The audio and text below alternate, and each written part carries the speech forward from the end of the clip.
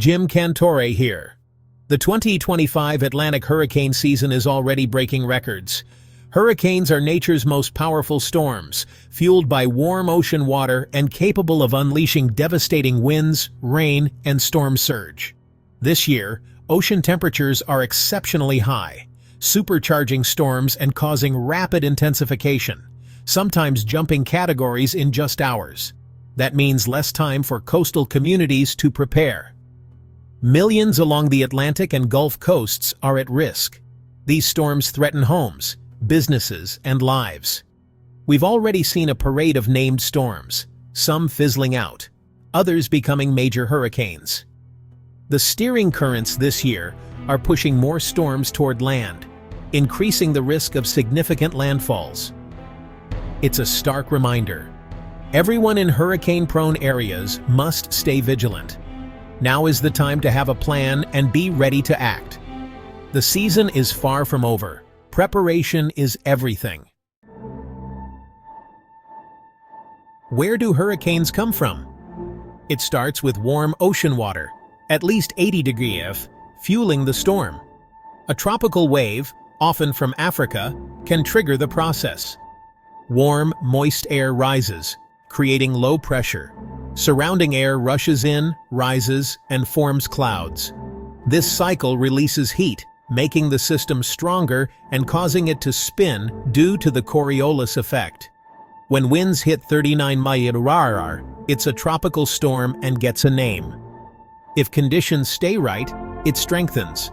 At 74 mph, it becomes a hurricane. The eye forms, and the storm becomes a powerful, organized system. But if the water cools, the air dries, or wind shear increases, the storm weakens. When all the ingredients align, you get one of nature's most destructive forces. That's why we watch every disturbance closely.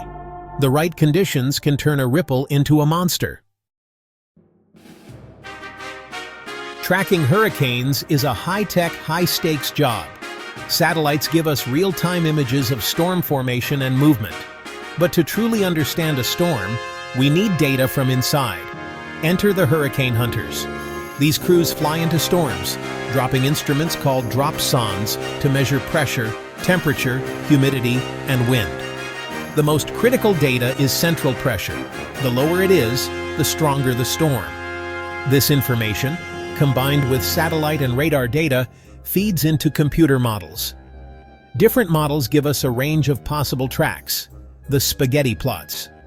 Meteorologists analyze these, using expertise to create the official forecast cone. The cone shows where the center might go, but impacts can reach far beyond it. Accurate tracking saves lives. Every data point matters. Predicting a hurricane's path is one of meteorology's toughest challenges.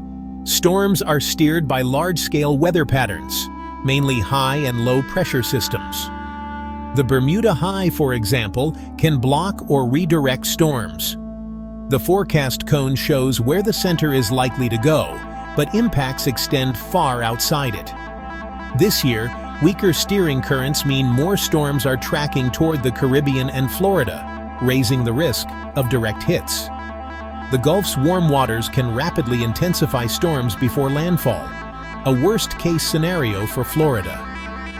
The Caribbean islands, acting as speed bumps, can still suffer catastrophic damage from a direct hit. The forecast track isn't just a line, it's a lifeline for preparation. Don't focus only on the cone's center. Everyone in the region must stay alert. Preparation and awareness are key to survival. Florida's geography makes it the most hurricane-prone state in the U.S. Both coasts are at risk this season, with storms threatening from the Atlantic and the Gulf. Rapid population growth means more people and property are in harm's way. Evacuations can be massive and challenging. Gridlock is common, so early action is critical. Storm surge is Florida's deadliest threat, especially along the west coast where shallow waters amplify flooding. The Keys, Tampa Bay, and South Florida are all high-risk zones this year. The Tampa Bay area, in particular, hasn't seen a major hurricane in over a century. Complacency is dangerous. The message: don't rely on past luck. Prepare now. Know your evacuation route and have a plan. When officials say go, don't wait. Your safety depends on it. The Caribbean islands are often the first to face Atlantic hurricanes. Warm waters this year mean storms can intensify as they approach, giving little time to prepare. Smaller islands like Barbados, Dominica, and Antigua are especially vulnerable. Fragile infrastructure can be wiped out in hours. Puerto Rico remains at high risk, still recovering from Hurricane Maria with a fragile power grid and ongoing vulnerabilities. The mountainous terrain increases the risk of deadly floods and mudslides. Hispaniola and Cuba can disrupt storms but also face severe flooding and wind damage. For these islands, a hurricane is more than a weather event. It's a humanitarian crisis.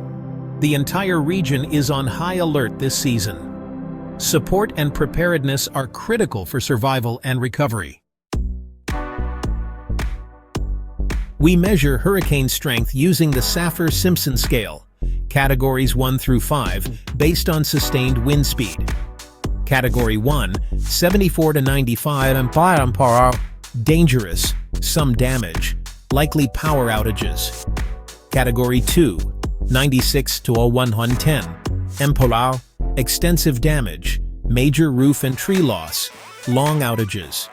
Category 3, 111 129 mph, devastating, major structural damage, weeks without power or water.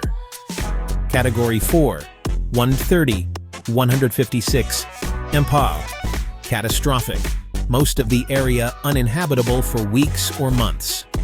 Category 5, 157 plus mph, total roof and wall failure, widespread destruction, months to recover. The higher the category, the greater the threat to life and property. But remember, the scale only measures wind. Storm surge and flooding can be just as deadly, regardless of category. Don't underestimate lower category storms. Always take every hurricane seriously. Evacuating for a hurricane is never easy, but it saves lives. I've met families who left everything behind, unsure if they'd have a home to return to. In Naples, one family evacuated ahead of Hurricane Ian. Some neighbors weren't so lucky. In Puerto Rico, a young woman walked her grandmother to a shelter before Maria, enduring days of fear and uncertainty.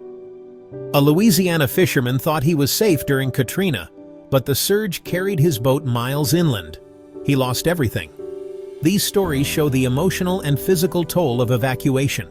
People worry about their homes, pets, and neighbors, but all said they were glad they left.